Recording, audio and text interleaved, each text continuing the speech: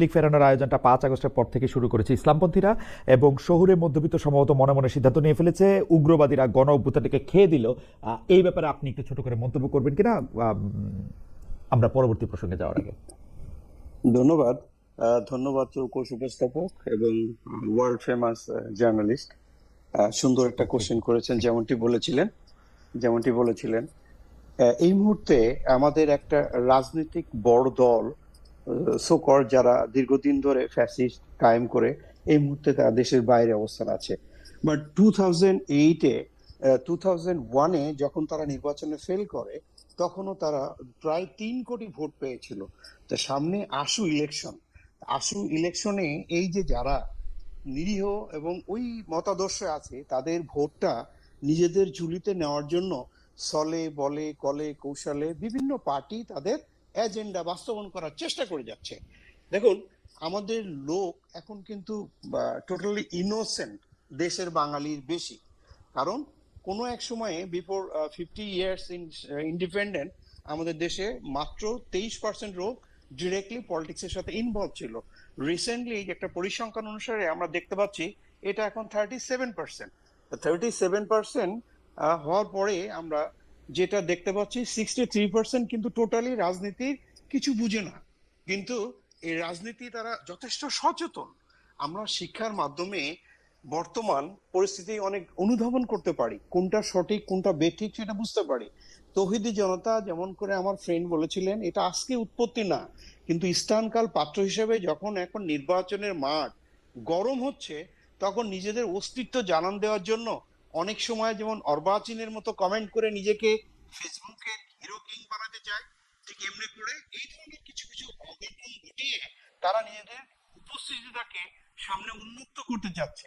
But I don't feel যে তারা প্রকৃতভাবে কোনো উদ্দেশ্য নিয়ে আসছে। Politics is a game played by very competent and confident people.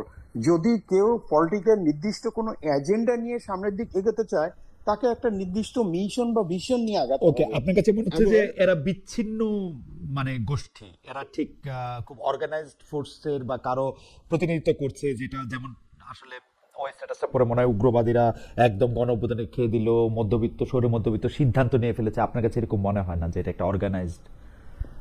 সম্পূর্ণ সঠিক। আমার আচ্ছা, কাছে মনে হচ্ছে সুযোগ সন্ধানী। ওকে। সামনে নিজেদের অস্তিত্বকে যদি শক্তিশালী সৃষ্টি করা যায়। শরীফ ভাই, একটা সেকেন্ড একটু কি সময় দেবেন? আমি কি মাসকাত ভাইকে একটু জিজ্ঞেস করবো যে মাসকাত ভাইকেও ভাইও এই গ্রুপটাকে একটা বিচ্ছিন্ন জনগোষ্ঠী এরকম মনে করেন কিনা, যারা অনেকদিন আগে থেকে আসলে নানাভাবে কাজ করছিল বা তাদের। এই গোষ্ঠীটা আসলে মানে দেখবেন ধীরে ধীরে এরা চাঁদাবাজি বা ইজারা দখলের মতন ওই জায়গাটাতে যাওয়ার মতো শক্তি অর্জন করা যায় কিনা, যেহেতু এর আগে তারা বড় বড় রাজনৈতিক দলগুলোকে দেখেছে যে ওইভাবে পেশি শক্তি দেখিয়ে মানুষকে ভয় না, ভীতি কিন্তু দেখিয়ে এরা একটা ওনারা যদি ভীতির সঞ্চার করার চেষ্টা করে। একটা আমব্রেলার নিচে না থাকেন, তাইলে কি এটা ওনারা এই মিশনটা করতে পারবেন যেটা কর্নেল শরীফ বললেন? মানে আপনার কাছেও কি মনে হয় যে ওনারা একটু বিচ্ছিন্ন? তারা যেহেতু নিজেদের তৌহিদি জনতা বলছে এবং তারা যেহেতু ধর্মের ম্যানেজার হিসেবে আবির্ভূত হয়েছে, কাজেই তাদের একটা হয়তো আন্ডারস্ট্যান্ডিং আছে যে তারা অন্যান্য যে ইসলামপন্থী দলগুলো আছে তাদের কাছ থেকেও এক ধরনের নীরব সমর্থন পেয়ে যাবে। ওকে, আমি একটু কর্নেল শরীফ, এই ব্যাপারে মাসকাত হাসান, যিনি আজকে আপনার সঙ্গে সহ আলোচক হিসেবে আছেন, তিনি একটি ফেসবুকে স্ট্যাটাস দিয়েছেন যেটা আমার কাছে খুবই ইন্টারেস্টিং মনে হয়েছে। তিনি বলেছেন, তৌহিদি জনতা বেশিরভাগ অপরাধ করেছে অন ক্যামেরা, সুতরাং ভিডিও দেখে চিহ্নিত করে তাদের আইনের আওতায় নিয়ে আসার দায়িত্ব অন্তর্বর্তীকালীন সরকারের স্বরাষ্ট্র উপদেষ্টার। আমাদের প্রশ্ন, বা আপনি এই মন্তব্যের সাথে সমর্থন জানান কিনা, বা আপনার কাছে কি মানে আপনার মতটা কি যে এই ব্যাপারে কর্নেল কাজী শরীফ? একটু বাড়তি প্রশ্ন হচ্ছে, আপনার কাছে কেন মনে হয় যে কেন এটা করা হচ্ছে না? আসলেই কিন্তু তারা কিন্তু অন ক্যামেরা আছে, তাদেরকে চেনা যাইতেছে, তাদেরকে আসলে চিহ্নিত করে শাস্তি দেওয়া হইতেছে কেন? এত কথা কোয়ার দরকারটা কি এর মাঝখানে? আচ্ছা, যে ধন্যবাদ। জি। দেখুন, আমি কিন্তু প্রথমেই বলেছি যে তারা ফেসবুক হিরো বা মিডিয়া হিরো, বাট অনলাইনে নিজেদের অস্তিত্ব জানান দেওয়ার জন্য। আমার বন্ধু মাসকাত হাসান যেটা বলেছেন যে তাদের তো ফেসবুকে এর মাধ্যমে তাদের ছবিটা আমরা পাচ্ছি, নতুন করে তো ছবি খোঁজার প্রয়োজন আছে না। কিন্তু দেশের আইন শৃঙ্খলা পরিস্থিতি বর্তমান একটা স্টেবল পরিস্থিতি আনতে গিয়ে অনেকে হিমশিম খাচ্ছেন, কারণ আমরা জানি যে রিসেন্টলি যে আমাদের বিপ্লবটা হয়েছে গত বছর তারপরে যে আমাদের পুলিশিং যে ফোর্সটা আছে, তাই পুলিশিং ফোর্সটা একটি ট্রমাটিক ইনজুরির মাধ্যমে তারা সামনের দিকে এগিয়ে যাচ্ছে। কারণ আমরা রাজপথে যখন দেখতে পাই ট্রাফিক সিগন্যালে সঠিক যেখানে পুলিশ থাকার কথা ছিল সেখানে পুলিশ নাই, আবার বাংলাদেশ সেনাবাহিনীকে দিয়েও আমাদের পুলিশিং এর কাজ করা হচ্ছে, যেখানে 2,12,000 পুলিশের কাজ মাত্র 30,000 সেনাবাহিনী অনগ্রাউন্ডে থেকে নিজেদের দায়িত্বের অতিরিক্ত পুলিশিং এর দায়িত্ব পালন করছে। সে কারণে তারা নির্দিষ্ট একটি গোষ্ঠী বা ফেসবুকে যারা কে কি বলছে তাদের অস্তিত্ব তাকে যখন আইনে না, আমরা কাঠগড়ায় নিতে হবে তখন যথেষ্ট প্রমাণ থাকা লাগবে। না, ঠিক আছে, প্রমাণ থাকা লাগবে, কিন্তু চারিদিকে আমরা অনেক রকম কথা শুনছি যে এর জন্য আসলে কে দায়ী কে দায়ী না, এরকম কথা শুনছি, কিন্তু বারবারই আমরা কিন্তু দেখতে পাচ্ছি যে তারা, আমি মাসকাত ভাইয়ের সাথে সম্পূর্ণ একমত যে তারা কিন্তু আসলে মুখোশ পরে এসে বা আকাশ থেকে এসে রাতের অন্ধকারে এসে বা রেকর্ড না করে এগুলি হচ্ছে তা না।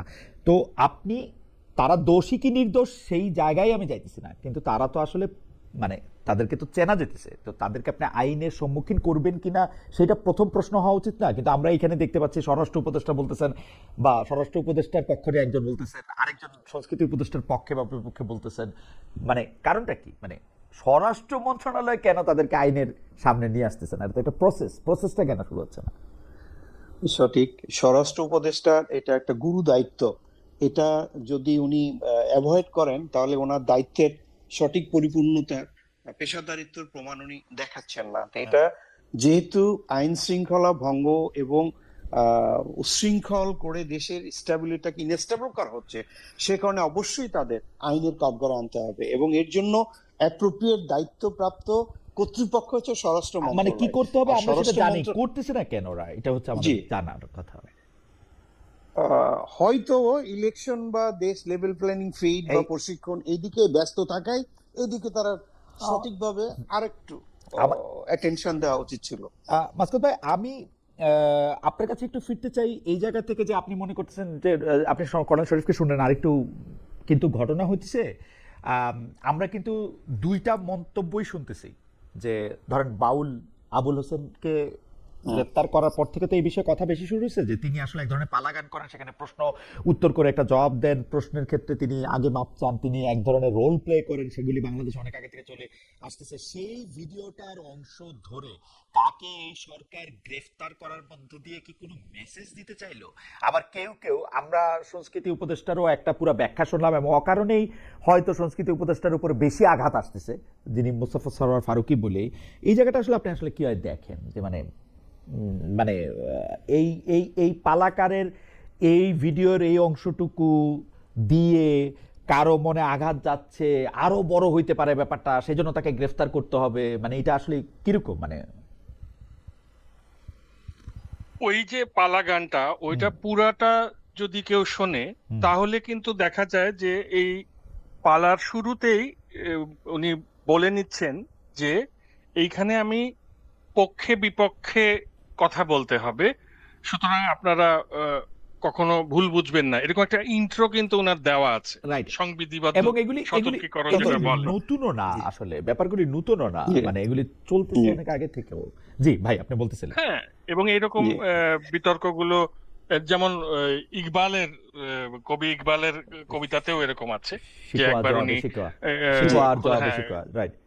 একবার উনি জি জি খোদাকে প্রশ্ন করছেন, আবার আহ, জবাব দেবার চেষ্টা করছেন, বা এরকম তো আমরা আরব বিশ্বেও দেখেছি যে এই যে বাহাস বলে যেটাকে, যে রাইট। কারেক্ট আহ, কারেক্ট আল্লাহর কারেক্ট অস্তিত্ব নিয়ে বা ইসলামের বিভিন্ন বিষয় নিয়ে বাহাজের মধ্যে দিয়ে একটা জায়গায় পৌঁছানোর চেষ্টা, এটা তো ভারতীয় উপমহাদেশ বা দক্ষিণ এশিয়াতেও খুবই প্রচলিত। কিন্তু এইখানে যেটা হয়েছে যে নতুন একটা মিডিয়া এসছে, এই যে সোশ্যাল মিডিয়া, যদিও এর বয়স তো ভালোই হয়ে গেল ১.৫ দশক, এইখানে খণ্ডিত অংশ প্রদর্শন উপস্থাপন করা করে, এর জন্য বেশি দায়ী। উপস্থাপন করে আসলে এই যে নির্বাচন সামনে রেখে এবং নিজেদের প্রভাব প্রতিপত্তি তৈরি করার জন্য নানান রকম ইন্টারেস্ট গ্রুপ এখানে কাজ করছে। তাদের কারা এভাবে কেটে এটাকে শেয়ার করলো এবং তা দিয়ে সেটাকে কাজে লাগিয়ে ওই বাউলের বিরুদ্ধে মামলা করতে হলো। আচ্ছা, এ পর্যন্ত না হয় আমি ধরেও নিচ্ছি যে ঠিক আছে, ওই খণ্ডিত অংশ নিয়ে মামলাটা হলো, এরপর পুরো ভিডিওটা আদালতে দেখা হবে এবং তার ভিত্তিতে পরবর্তীতে একটা বিচার হবে। কিন্তু ওই যে পরে আবার তার মুক্তি চেয়ে যখন তার সতীর্থরা অন্য বাউলরা একটা মিছিল করলো, সেইখানে আবার তৌহিদি জনতা গিয়ে তাদের উপরে হামলা করলো এবং 3 জনকে আহত করলো। আমরা দেখলাম যে পুকুরে লাথি দিয়ে ফেলে দিচ্ছে। এগুলো তো হচ্ছে আইনের সুস্পষ্ট লঙ্ঘন। সুতরাং এইটার শাস্তি নিশ্চিত করাটা আসলে স্বরাষ্ট্র উপদেষ্টার দায়িত্ব। এটা যদি না করা যায় তাহলে এই প্রবণতাটা আমাদের সমাজে বাড়বে এবং কখনোই আসলে এরকম গা জোয়ারি বেআইনি প্রবণতাকে বাড়তে দিতে হয় না। আমরা আমি সংস্কৃতি উপদেষ্টা নিয়ে এক দুটো কথা কি বলতে পারি? জি মাসুদ ভাই একটু খুব দ্রুত যদি বলেন, আমরা ওই যে পরের মানে ব্যাপারটা হচ্ছে যে এখানে দায়িত্বটা স্বরাষ্ট্র উপদেষ্টা, দায়িত্ব আইন শৃঙ্খলা রক্ষা বাহিনীর। সেখানে সংস্কৃতি উপদেষ্টাকে যেন কেন আমাদের মধ্যবিত্তরা এভাবে ভৎসনা করলেন তা আমি বুঝতে পারলাম না। এবং অনেক ক্ষেত্রেই মনে হয়েছে যে যেহেতু উনি মানে পয়লা বৈশাখ উদযাপনের আগের ধরনটা বদলে দিয়ে একটু অন্তর্ভুক্তিমূলক সব ধর্মের সব বর্ণের জাতির মানুষকে নিয়ে আয়োজনের চেষ্টা করেছেন, উনি প্রামাণ্যচিত্র নির্মাণের মাধ্যমে সংস্কৃতি মন্ত্রণালয় থেকে এই যে জুলাইয়ে যে সহিংসতা ঘটেছে, জুলাই ম্যাসাকারটাকে মোটামুটি ডকুমেন্টেড করতে চেষ্টা করেছেন। তাছাড়া গুম এবং অন্যান্য যে অপরাধগুলো ফ্যাসিস্ট সরকার করেছে সেগুলোকেও এভাবে প্রামাণ্যচিত্রে উনি এনেছেন। এসব কারণে ওনার উপরে ক্ষুব্ধতাটা আসলে এই সুযোগ মতো এই জায়গায় এসে কোনো গোষ্ঠী প্রকাশ করেছে এমনটাও মনে হয়।